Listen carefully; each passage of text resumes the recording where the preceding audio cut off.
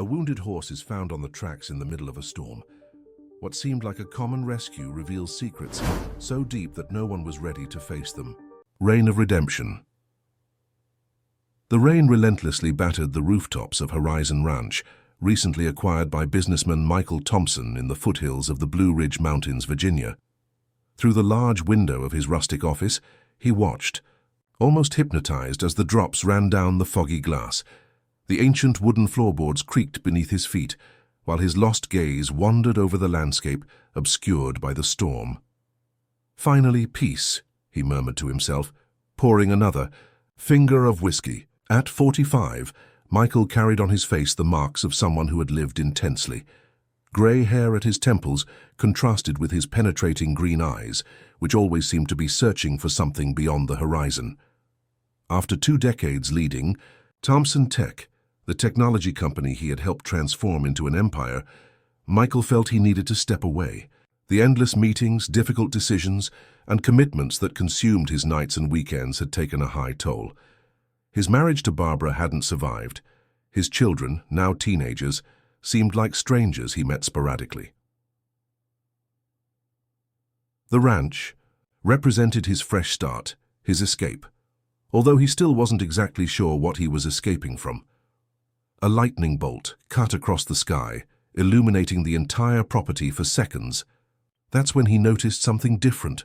A distressing sound pierced through the noise of the storm, metallic, desperate, almost like a human lament. Michael frowned. It could just be the wind howling between the ranch structures, but the sound persisted, taking shape, becoming impossible to ignore. What the hell is that? He grabbed a powerful flashlight from the drawer, put on his raincoat, and against all common sense, ventured out into the storm. The icy rain hit his face like needles. Shielding the flashlight, he followed the sound that intensified as he approached the old railroad tracks that cut through his property, remnants of an era when ore was transported along that route, now abandoned and overgrown. The beam of the flashlight illuminated something that made his heart race, a majestic horse with dark soaked coat, struggling desperately. One of its hind legs was trapped between 2 railroad ties, and the animal whinnied in pain and fear. "Easy, friend. Easy," Michael approached slowly, speaking in a low, reassuring tone. The frightened horse tried to back away, injuring itself. Even more. That's when Michael noticed something strange. The situation didn't seem accidental. The animal's leg was trapped in a very specific manner, as if it had been placed there. There was a rope thrown a few feet away, and drag marks in the muddy ground. "Who would do this to you?" he muttered, indignant as he knelt in the mud, trying to calm the trembling animal.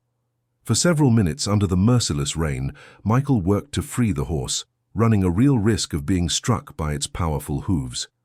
When he finally succeeded, he expected the animal to bolt away.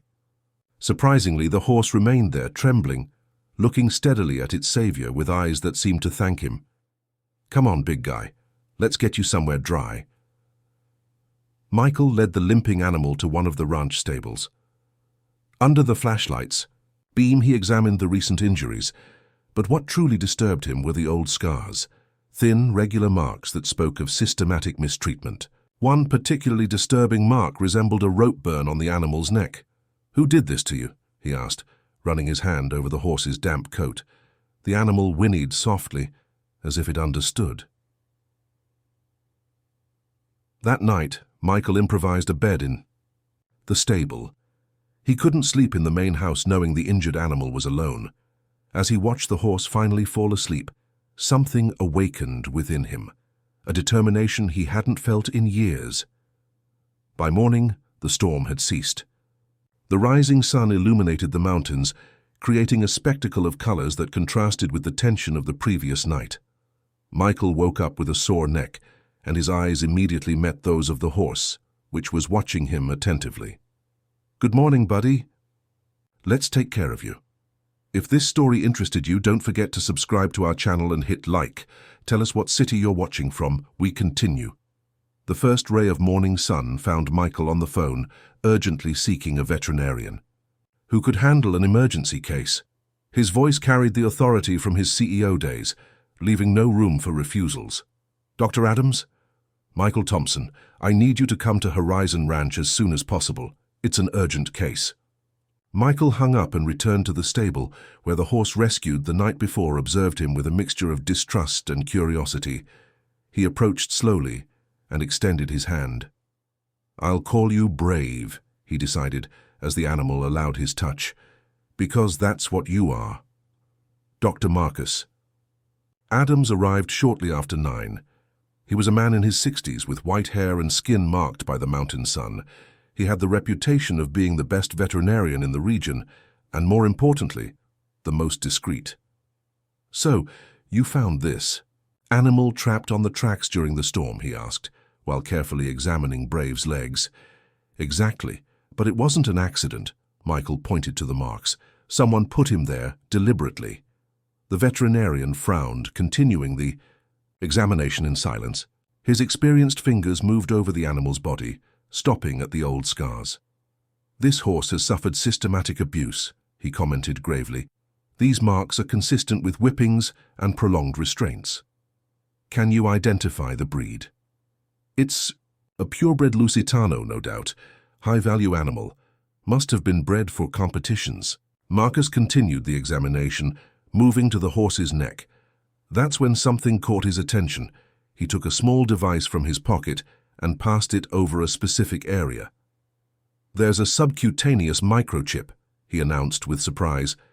"We can identify the origin." The device emitted a signal and displayed a sequence of numbers. Marcus noted them down, took his cell phone and made a quick call. Michael watched attentively, petting Brave, who seemed calmer in his presence. "As I suspected," said the veterinarian as he hung up. "This horse belongs to Webb Equestrian Estate, or rather, it did. It was registered as disposed of 6 months ago." Michael felt a chill run down his spine. "Webb Equestrian Estate, are you sure?" "Absolutely, the microchip doesn't lie." The name immediately triggered an alert for Michael.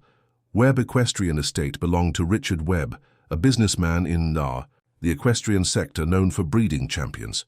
But the name had another meaning for him. "I know Richard Webb," Michael revealed, his voice suddenly tense. "We had business together a few years ago." "Business that ended well?" asked Marcus, noticing the change in tone. Michael shrugged, his gaze fixed on some distant point. "Let's say we parted with different opinions on business ethics." The veterinarian nodded, understanding what wasn't said. "What does disposed of mean?" Michael returned to the main subject. "Officially, that the animal was sold or transferred, but there are rumors about Webb Equestrian Estate's methods." Marcus hesitated. "Some say horses that don't reach the expected performance simply disappear." Michael looked at Brave, who was now calmly eating hay. He was a magnificent animal, despite the scars and evident trauma. "Doctor, I want you to document everything. Every injury, every mark, and I need you to be absolutely discreet about this. Do you intend to confront Richard?" "First, I want to better understand what happened. I don't believe in coincidences, and this horse appearing precisely on my property." Marcus finished the treatments on Brave, applied medications, and left detailed instructions for the next few days. Before leaving, he placed his hand on Michael's shoulder. "Be careful. Richard Webb has powerful connections in the region." After the veterinarian's departure, Michael spent hours in the stable with Brave.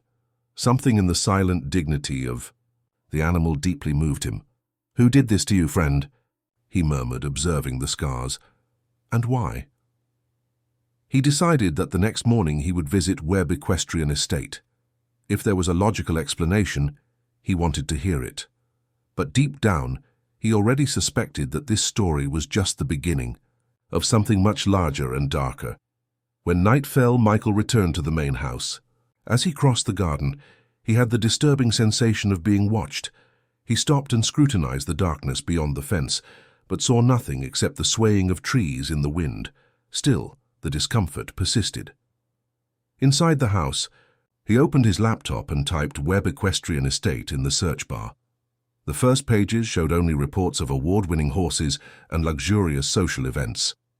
But as he deepened his research, he found a forum of equestrian enthusiasts where anonymous messages raised questions about the estate's training methods. The next morning brought clear skies and renewed air after the storm. Michael woke up early, with a determination he hadn't felt in a long time. After verifying that Brave had passed the night well, he fed him and stroked his neck. "I'm going to find out what happened to you," he promised, looking into the animal's eyes. Webb Equestrian Estate was about 30 miles away, in an imposing property in the foothills of the mountains. Michael opted to go without prior notice, driving his Land Rover along the winding road that snaked through the mountains. The path was breathtaking, but his mind was focused on the imminent confrontation. The main gate of the estate displayed an elegant coat of arms with a stylized image of a golden spider. A uniformed security guard approached the vehicle. "Good morning. How can I help you?" "Michael Thompson. I need to speak with Richard Webb." The name seemed to have an effect, as the man hesitated briefly before allowing his entry. "Mr. Webb is in the main pavilion. You can follow the central avenue." Michael traveled the path lined with perfectly aligned trees. The property was impeccable: modern stables, immaculate training tracks, and verdant pastures where horses, with gleaming coats, grazed peacefully. The apparent perfection contrasted with the scars that Brave carried. He parked near the main pavilion, an elegant structure of wood and glass. As he got out of the car, he noticed something that intrigued him. 2 employees were leading a horse to a distant stable, and the animal showed clear signs of resistance. One of the men held something resembling an electric prod. Michael Thompson! What a wonderful surprise! The exaggeratedly cordial voice came from Richard Webb, who was approaching with open arms. He was a tall man, athletic in build despite his 50 years, meticulously combed grey hair and a smile that never quite reached his cold eyes. "Richard," Michael greeted dryly, extending his hand. "To what do I owe the honor?" "Don't tell me you've finally decided to enter the world of horses. I always knew you had that potential." The false cordiality was almost palpable. The 2 men had met years earlier, when Richard proposed a partnership to develop monitoring technology for competition horses. The partnership ended when Michael discovered that Richard planned to use the devices to falsify anti-doping test results. "Actually, I've come for another reason." Michael maintained a neutral tone. "I found something that I believe belongs to your estate." Richard raised his eyebrows, intrigued. "And what would that be?" "A Lusitano horse, microchipped." The veterinarian identified the origin: Webb Equestrian Estate. For a fraction of a second, something changed in Richard's expression, a flash of concern quickly masked by an even broader smile. "Ah, it must be one of the animals sold. We have a large volume of business, you know how it is." "This one wasn't sold." Michael kept his eyes fixed on Richard's. "It was found trapped on the railroad tracks during a storm, with clear signs of mistreatment."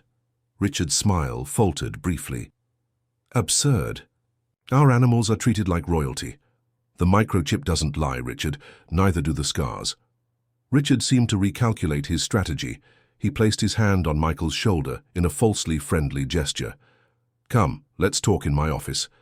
"More private?" The office was elegant, decorated with trophies and photographs of Richard with famous personalities, politicians, artists, businessmen. Michael refused the offered drink and went straight to the point. "Why would a horse of yours, supposedly disposed of, appear deliberately trapped on the tracks that cut through my property?" Richard sat behind his imposing desk, his fingers softly drumming on the wood. "Disposed of means sold, Michael. The new owner probably didn't know how to properly care for it, and the animal escaped. As for the tracks, well, animals can have accidents." "It wasn't an accident," Michael countered. "The veterinarian confirmed it. Someone placed the horse there intentionally." A tense silence settled in the room. Through the window, Michael could see employees working in the stables, moving with a nervous haste that seemed unusual for the environment.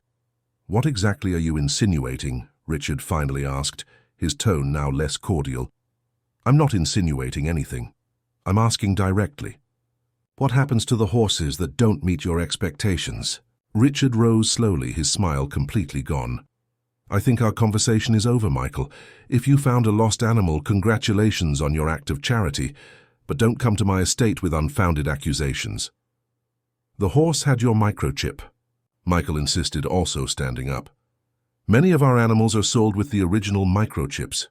We have no control over what happens after that. Michael realized he wouldn't get more information. Richard had raised a wall, but the defensive behavior only confirmed his suspicions. I appreciate your time, said Michael, heading for the tea. And by the way, I've decided to keep the horse. I've already given him a name. Brave. Something darkened in Richard's eyes.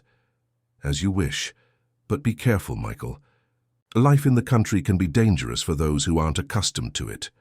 The veiled threat hung in the air as Michael left the office. As he passed the stables, he noticed how some employees avoided his gaze, while others observed him with curiosity.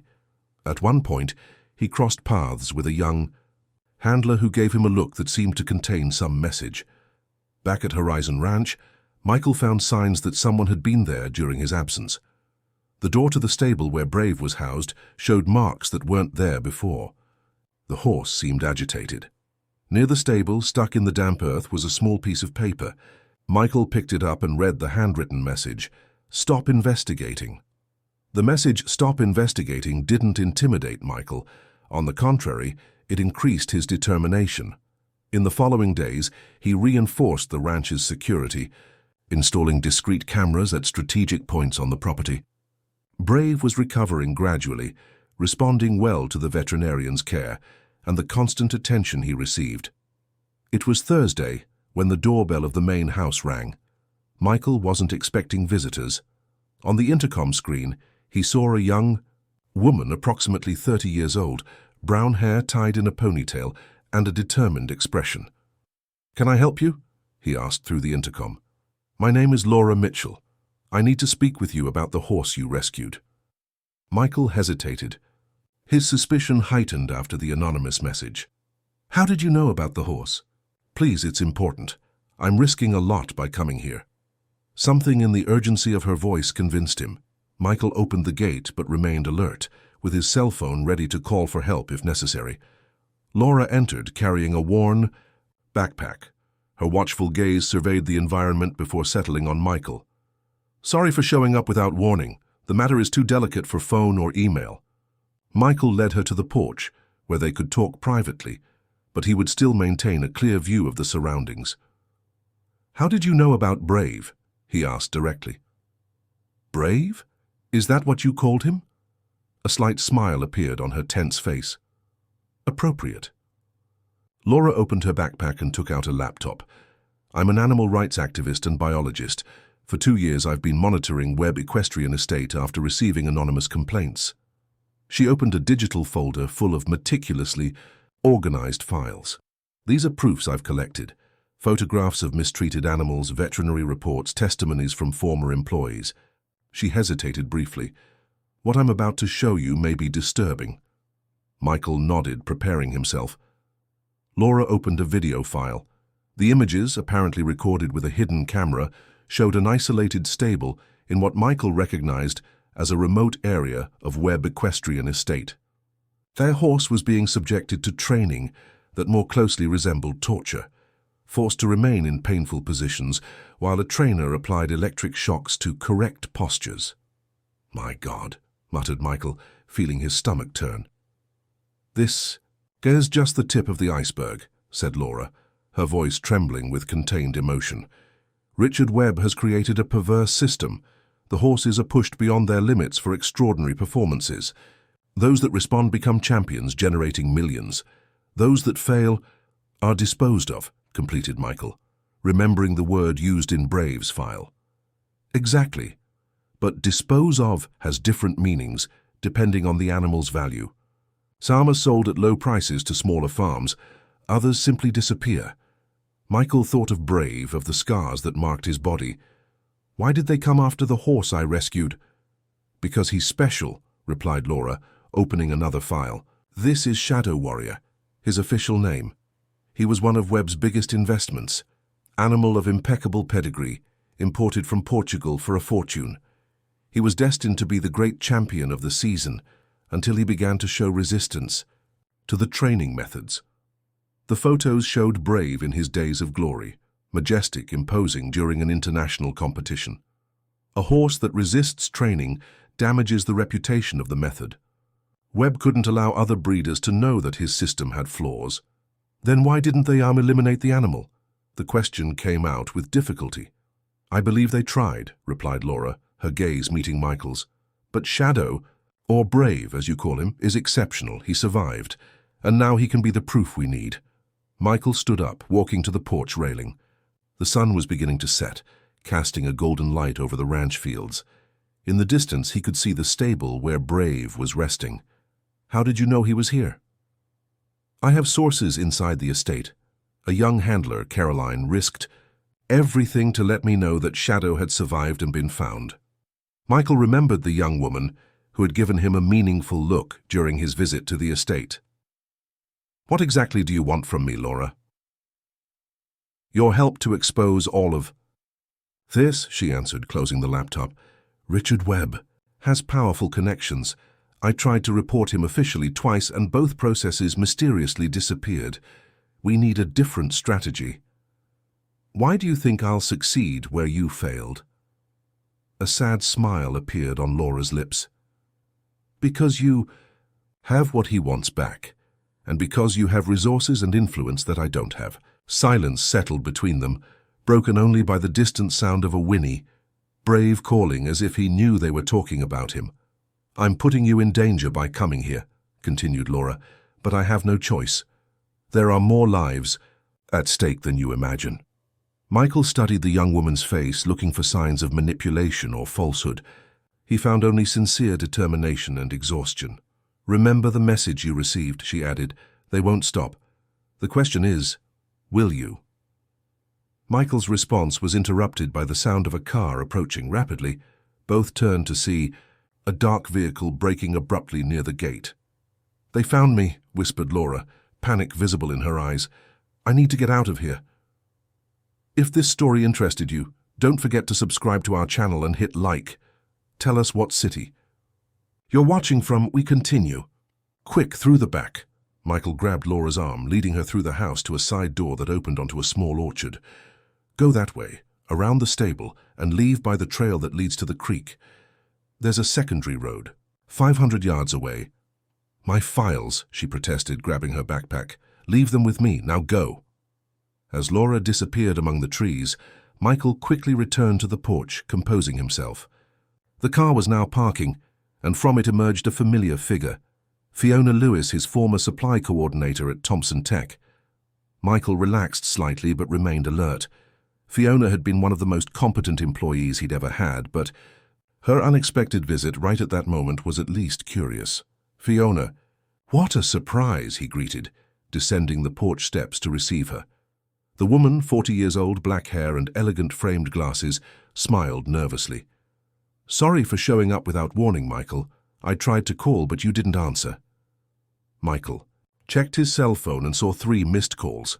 He had been so absorbed in the conversation with Laura that he hadn't noticed. Did something happen? Fiona looked around as if making sure they were alone. Can we talk in private? Michael led her to the office, offering her a chair and water.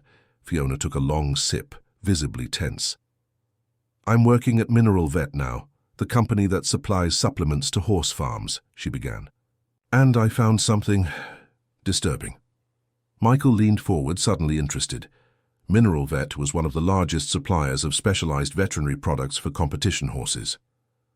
I supervise special contracts. One of them is with Webb, Equestrian Estate. Fiona opened her folder, removing some documents. 3 months ago, I started noticing unusual orders, specific batches outside the standard catalog with modified formulas. Modified how? Non-approved substances, synthetic proteins, stimulants of dubious origin.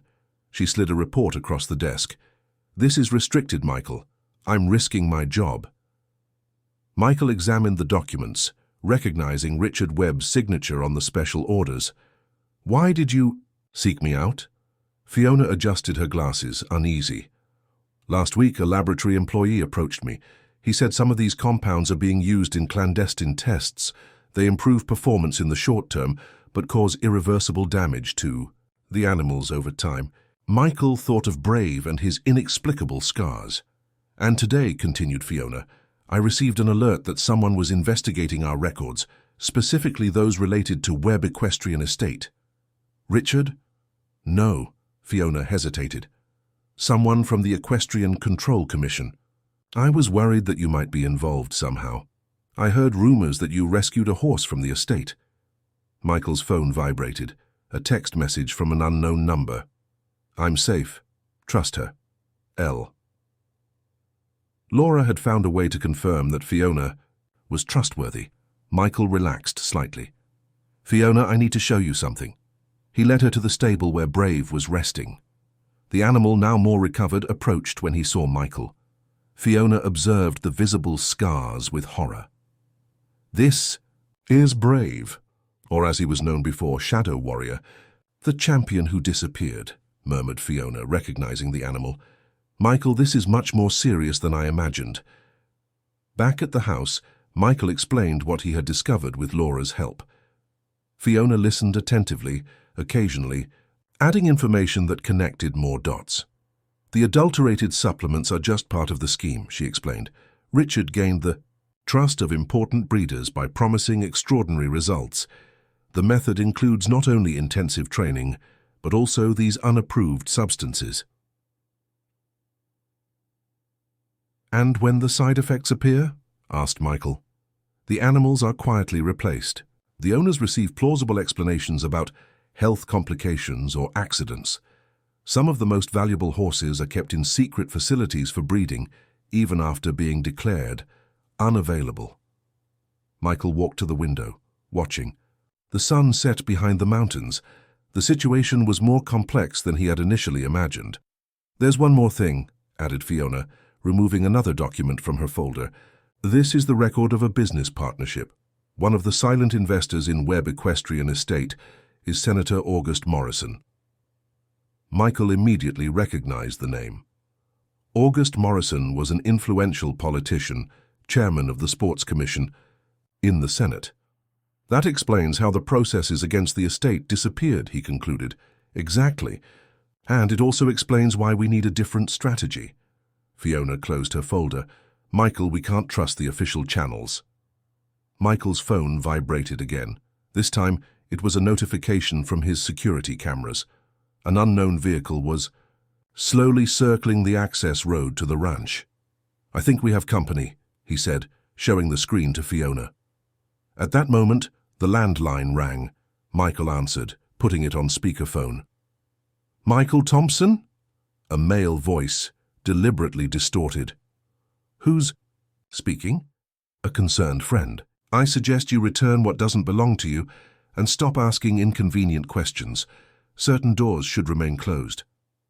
I'm tired of vague threats, replied Michael, his voice firm. If you have something to say it clearly. A brief silence preceded the response. Look out the west window, Mr. Thompson. Consider this a last friendly warning. The call ended. Michael and Fiona moved quickly to the indicated window. In the distance, at the property boundary, they saw a sudden flash. One of the security cameras had just been destroyed. After the destruction of the security camera, Michael wasted no time. He immediately called Dr. Marcus Adams and the head of security he had recently hired, a former police officer named Roger Miller. We need to get Brave out of here, he explained to Fiona while they waited. They're making the threats more direct. Where will you take him? I have a small property not registered in my name about 60 miles from here, an isolated cabin I bought years ago when I needed tranquility to think. When Roger arrived, accompanied by 2 trusted men, Michael explained the situation. I want you to reinforce security here, but discreetly, and we need to transfer the horse tonight. Roger, a stout man with a serious expression, nodded. I have an appropriate trailer. We can use secondary routes to avoid the main roads. Dr. Adams arrived soon after, bringing equipment to ensure that Brave would withstand the journey. He's stronger now, but still recovering, warned the veterinarian. The transfer brings risks. Staying here is riskier, replied Michael.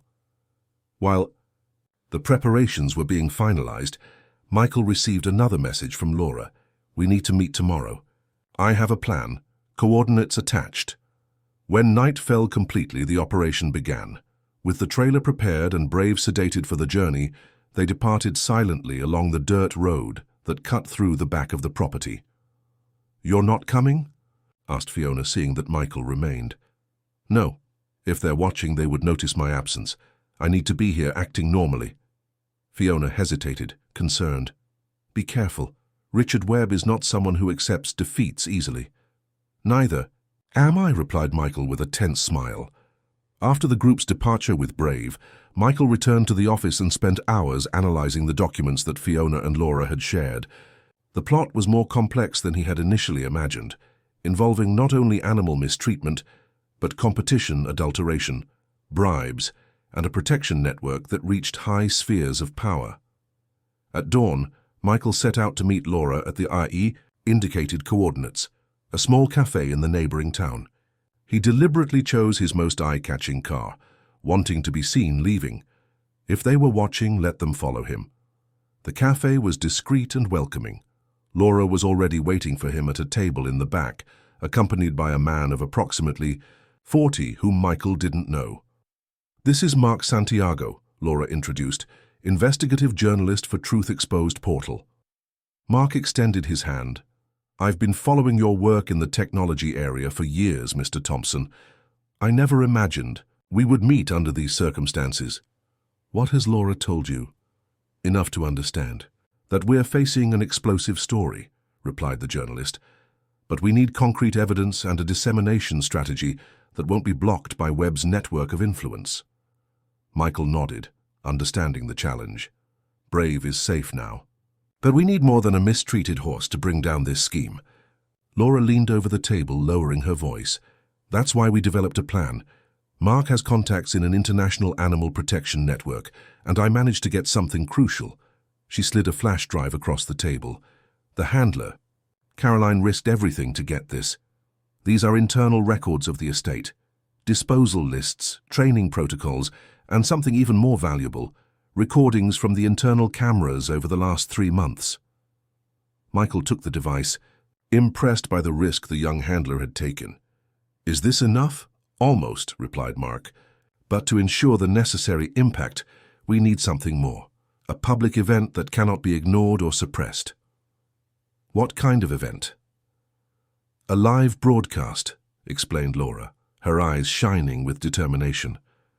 "Presenting the evidence, showing Brave, allowing independent experts to examine the substances Fiona identified." Michael reflected on the proposal. "Richard has enough influence to block any traditional media." "Exactly why we'll use multiple platforms simultaneously," replied Mark. "International streaming, social networks, and a dedicated website where all the evidence will be available for download if they try to take down the broadcast." The idea was bold, but it could work. Michael thought of Brave, of his scars, and of how many other animals continued to suffer. And Senator Morrison? Richard's political connections are powerful. "That's why we need your name and influence," explained Laura. "You have credibility in the business world. If you lead this denunciation, people who would normally ignore the issue will pay attention." Michael knew he was putting himself in a risky position. His tranquil life on the ranch would end. He would be under the spotlight again, this time facing powerful adversaries. "When would we do this?" "In a week," replied Mark. "Enough time to organize everything, but not so much that it allows Richard to discover the complete plan." "There's one more thing," added Laura, hesitant. "Beyond the horses, there are other victims in this story. The handlers who oppose the methods are threatened or fired. Caroline isn't the only one trying to do the right thing in there." Michael understood what she was suggesting. "We need to offer protection to those who testify." "Exactly, and that will require resources." "Resources aren't a problem," assured Michael. "I can mobilize lawyers, private security, whatever is necessary." The three continued discussing the details for hours. When they finally said goodbye, the plan was outlined in its general lines. Michael returned to the ranch with renewed determination. Upon arriving, he found signs that someone had been searching the stable. A trail of fresh mud led to the place where Brave had been. Near the door he found an object that made his blood run cold. A metal brooch with the symbol of the Imperial Equestrian Club, frequented by the elite of the sector, including Richard, Webb and Senator Morrison. Inside the house his phone rang. It was Roger, confirming that Brave had arrived safely at the isolated cabin. Michael breathed a sigh of relief. "Maintain constant vigilance," he instructed. "In a week, we'll bring him back for a special event." The 7 days that followed were of intense preparation. Michael transformed one of the ranch's barns into an improvised studio with state-of-the-art transmission equipment. Roger and his team installed a reinforced security system with motion sensors and guards discreetly positioned at strategic points. Laura coordinated the arrival of independent experts, renowned veterinarians, biologists, and ethical trainers who would examine Brave and comment on the evidence. Mark mobilized his network of journalistic contacts, ensuring that the broadcast would reach the largest possible audience. On the morning of the big day, Michael received an unexpected call. "Michael Thompson?" The female voice was young and trembling. "Yes? Who's speaking?" "Caroline Stevens, from Webb Equestrian Estate." She spoke softly, as if afraid of being heard. "Laura gave me your number. Something's happening here." Michael sat down, alert. "What kind of thing?" "They're removing documents, formatting computers, and—" She hesitated. 3 problematic horses were taken during the night." "Where to?" "I'm not exactly sure. I heard mention of a property in Southern Virginia. I'm scared, Mr. Thompson. I think they discovered about the broadcast." Michael felt his stomach sink. "Caroline, you need to get out of there. Now him. I can't. There are 2 other handlers with me who want to testify. We're in this together. I'll send someone to get you. Roger Miller, my head of security. He'll arrive in an hour." After hanging up, Michael immediately activated Roger and called Laura and Mark, explaining the situation. "We need to move up the timeline," he decided. "If they're destroying evidence, we can't wait until tonight." "But not all the experts have arrived," protested Laura. "We'll have to work with what we have. The broadcast starts in 3 hours." While the team mobilized, Michael received another call. It was Fiona. "Michael, I'm in trouble. My office was broken into this morning. They took my computer and documents. I believe they'll try to incriminate me." "Come to the ranch immediately," he instructed.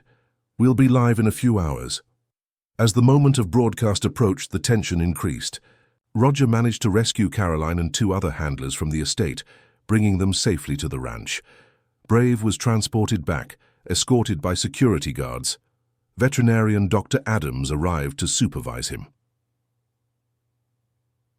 30 minutes before the scheduled Tunheim, Michael gathered everyone in the studio barn. "What we're doing today isn't just about one horse," he said, looking at each of those present. "It's about exposing a system that allows power and money to be above ethics and compassion. All of you are taking enormous risks, and I want you to know that I'll do everything to protect you." Caroline, a young woman in her early 20s, stepped forward. "Mr. Thompson, there's something I need to tell you before we start." Michael noticed the anguish in her gaze. "What is it?" "Shadow Warrior, Brave, isn't just another competition horse." She took a deep breath. "He has a special history. He was the only one who consistently resisted Richard's methods. The trainers called him the Rebel." "How so?" "He refused to respond to painful stimuli like the others. He developed his own technique of responding only superficially but never completely. Richard became obsessed with breaking him." Michael looked out the window, where he could see Brave grazing peacefully, his coat now shinier after weeks of proper care. "Why? Didn't Richard give up?"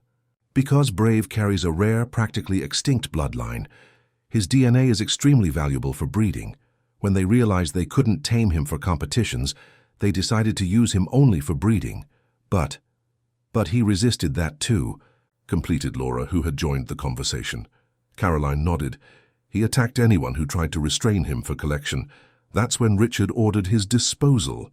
And they abandoned him on the tracks," concluded Michael, feeling a new wave of indignation. "But why on your property specifically?" asked Mark, who was taking notes. An uncomfortable silence fell over the group. It was Fiona who finally spoke. "It wasn't a coincidence, Michael. I discovered something in the Mineral Vet archives." She opened her folder, removing a document. "This is an internal memo between Richard and Senator Morrison. Your name is highlighted as the next target." Michael took the paper, reading with growing concern. "They were planning to lure me into some kind of trap, using Brave." "It seems so," confirmed Fiona. "Your history of opposition to Richard in the past made you a valuable target. If they could prove some kind of irregularity on your part, it would be a trophy for them and would silence me definitively," concluded Michael. "But the plan failed when I rescued Brave and began to investigate." The revelation added a new dimension to the story, a personal layer that made everything even more urgent. "5 minutes to air," announced one of the technicians. Michael looked at the group: Laura, Mark, Fiona, Caroline, the other handlers, the technical team, and beyond the window, Brave. All had risked something to get here. "Let's make this happen," he said. The broadcast began punctually. Michael, seated in front of the cameras, introduced himself with a seriousness that reminded of his days as CEO. "Good afternoon. My name is Michael Thompson. What I'm going to share with you today is the result of weeks of investigation into a scheme of animal mistreatment, competition manipulation, and corruption that reaches high spheres of power." The cameras moved to show Brave, now in the paddock adjacent to the improvised studio. This is Brave, previously known as Shadow Warrior, one of the most promising competition horses in the country. As the broadcast progressed, documents were displayed, testimonies were shared, and experts analyzed the evidence. The online audience grew exponentially, with thousands of people sharing the link on social media. It was when Michael was preparing to introduce Caroline that one of the security guards hastily entered the studio. "Sir, we have a problem. 3 cars just entered the property. One of them is Richard Webb's." The improvised studio transformed into a whirlwind of activity. Roger immediately positioned his men at strategic points while Michael remained calm in front of the cameras.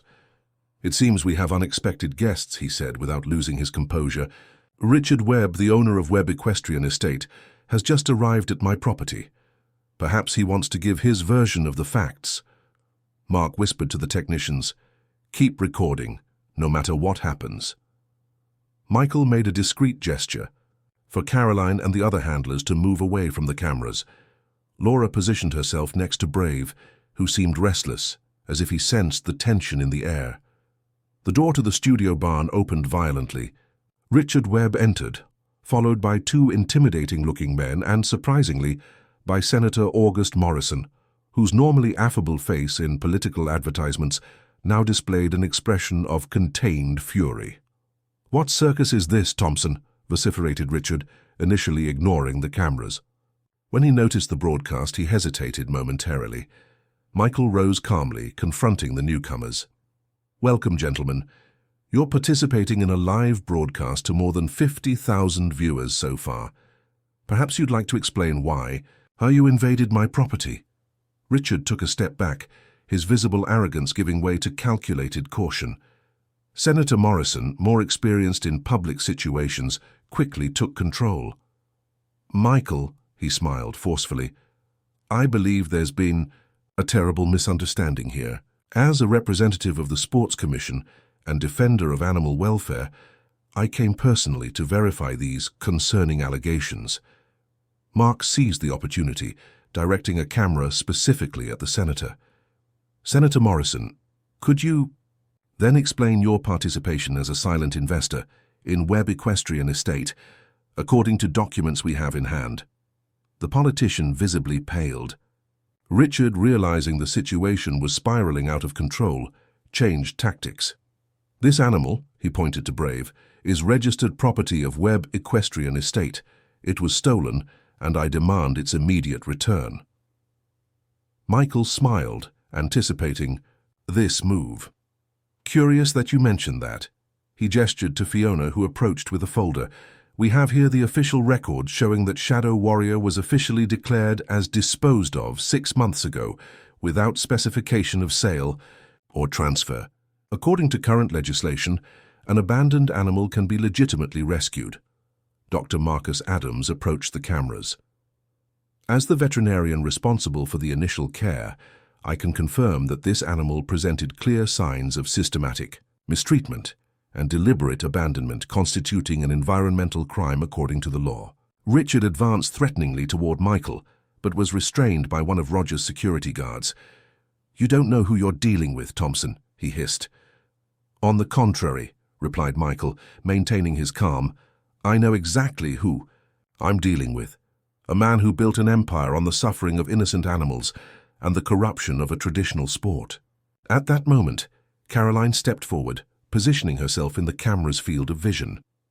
"My name is Caroline Stevens. I worked as a handler at Webb Equestrian Estate for 3 years, and I'm here to confirm everything that was said and show much more." Richard's face contorted with rage. "You traitor! You signed a confidentiality agreement, which becomes null when it covers up crimes," completed Mark, the journalist. Senator Morrison, realizing the public relations disaster unfolding, tried to discreetly retreat out of the camera's range, but Laura blocked his path. "Senator, before leaving, perhaps you'd like to comment on the 5 mistreatment complaints mysteriously archived after passing through your committee." The tension in the studio was palpable. It was then that a powerful whinny cut through the air. Everyone turned to see Brave, who had approached the fence, his proud posture contrasting with the scars still visible on his body. The animal stared fixedly at Richard, as if recognizing his former tormentor. Michael seized the moment. "This horse which you tried to destroy has become the symbol of something much larger. It's not just about Brave, or about the other mistreated animals. It's about a system that allows power and money to silence the truth." The broadcast now reached more than 200,000 simultaneous viewers. Hashtags related to the case dominated trends on social networks. Journalists from major outlets were beginning to arrive at the property, alerted by the online furor. Richard, realizing the situation was irreversible, made one last desperate attempt. "All of this is a personal vendetta. Thompson has a history of instability after the failure of his marriage and his departure from the company he founded. He's fabricating evidence to target me due to past disagreements." Michael just smiled with a tranquility that disconcerted Richard. "The evidence speaks for itself. The documents are available for download by anyone. The testimonies are recorded. The analyses of the prohibited substances have been verified by 3 independent laboratories." He paused. "But you're right on one point, Richard. There is something personal here." Michael walked to the fence where Brave was observing the scene. "When I found this animal on that stormy night, something changed in me. I realized that I had distanced myself from the world not only to find peace, but because I had lost the ability to truly care about something greater than myself. Brave taught me to rediscover that." The silence that followed was broken by the sound of sirens. Police vehicles were approaching the ranch. "It seems the authorities have been alerted," commented Mark, satisfied. Senator Morrison, a politician experienced enough to recognize a lost battle, tried one last maneuver.